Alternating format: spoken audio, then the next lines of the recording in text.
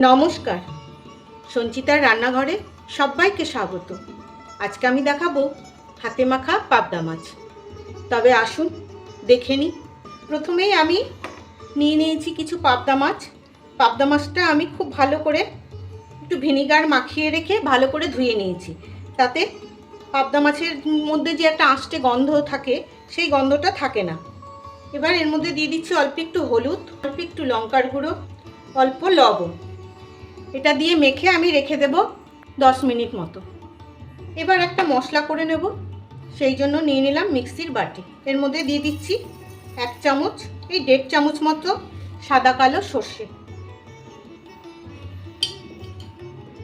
আর দিয়ে দিচ্ছি ওই 1.5 চামচ মতোই পোস্ত, মানে সমান সমান।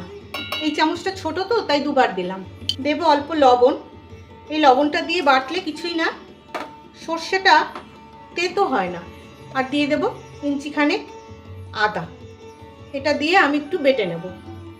মশলাটা আমি মিক্সির বাটিতে অল্প একটু ঘুরিয়ে নিয়েছি, পুরোটা এখনো বাটা হয়নি। এর মধ্যে দিয়ে দিচ্ছি চামচখানেক টক দই, আর একটু দিলাম 1.5 চামচ মতোই টক দই, আর দেবো 2-4 দানা চিনি। এটা অপশনাল, আপনারা চাইলে দেবেন, না চাইলে দেবেন না। এবার এই মশলাটাকে আমি খুব মিহি করে পেস্ট করে নেব। এবার মাছটা মেখে রেখে দিয়েছিলাম 10 মিনিট, খুব সুন্দর নুন হলুদ সব ঢুকে গেছে। এর মধ্যে দিয়ে দেব সর্ষে, পোস্ত আর আদা বাটা, আর আছে টক দই। মিক্সির বাটি ধুয়ে জলটাও দিয়ে দিচ্ছি। এবার এর মধ্যে দিয়ে দেব কিছু চেরা কাঁচা লঙ্কা। এটার মধ্যে কিন্তু কাঁচা লঙ্কার ফ্লেভারটা খুব স্ট্রং দরকার, এই জন্য আমি একটু কচি দেখে কাঁচা লঙ্কাগুলো একটু বেশি করে চিড়ে দিয়ে দিচ্ছি। আর এটা বেটে দিলে অতটা স্বাদ লাগবে না, এরকম চেরা চেরাই দিলে ভালো লাগবে খেতে। দিচ্ছি একটা বড় সাইজের টমেটো, এরকম লম্বা লম্বা স্লাইস করে কেটে নিয়েছি।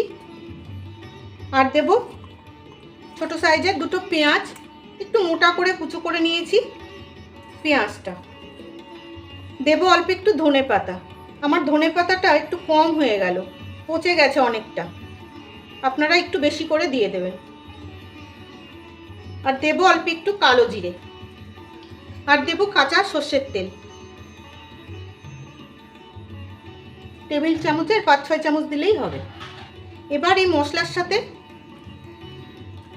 মাছটাকে ভালো করে মেখে নেব। এবার রান্নাটা শুরু করব। সব কাজ কমপ্লিট, তাই গ্যাস জ্বালিয়ে বসিয়ে দিলাম একটা ফ্রাই প্যান। খুব সহজ রান্না আর খুবই সুস্বাদু রান্না। এবার এই মাছগুলো এর মধ্যে দিয়ে দেব, দিয়ে মশলাগুলোও ভালো করে দিয়ে দিলাম। এই বাটিটা ধুয়েও অল্প একটু জল দিয়ে দিচ্ছি। এবার গ্যাসটাকে লো টু মিডিয়াম করে ঢাকা দিয়ে রান্না করে নেব 10 মিনিট।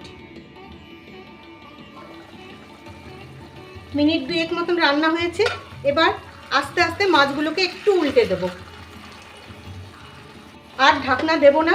এবার এইভাবে একটু নাড়িয়ে নাড়িয়ে রান্না করে নেব। মাছ কিন্তু সেদ্ধ হয়ে গেছে, খুব সুন্দর রান্না হয়ে গেছে। দেখুন তেল একদম ভেসে উঠেছে। এই অবস্থায় কিন্তু নাড়লে পরেই একদম মাছ গলে যাবে। এবার দেব অল্প একটু বাটার। এই বাটারটুকুনের জন্য কিন্তু এর স্বাদটা আরও পাল্টে দেবে। দিয়ে এরকমভাবেই নাড়িয়ে নাড়িয়ে আমি রান্না করে নেব। তৈরি হয়ে গেল হাতে মাখা পাবদা। আমি কিন্তু আবার বলে রাখছি, গরম অবস্থায় কোনোভাবেই মাছ নাড়তে যাবেন না, ঝাঁকিয়ে ঝাঁকিয়ে রান্না করবেন। ঠান্ডা হলে শক্ত হয়ে যাবে, তখন অটোমেটিক কড়াই থেকে উঠে আসবে। গরম অবস্থায় নাড়তে গেলে কিন্তু মাছ ভেঙে যাবে। তাহলে তৈরি হয়ে গেল হাতে মাখা পাবদা। কেমন লাগলো আপনাদের জানাবেন কিন্তু। আর ভালো লাগলে ইউটিউব থেকে দেখলে একটা সাবস্ক্রাইব, আর ফেসবুক থেকে দেখলে একটা ফলো করে দেওয়ার অনুরোধ রাখছি। আর হ্যাঁ, শেয়ারও করে দেবেন। তবে আজকের মতন আসি, ভালো থাকবেন সবাই।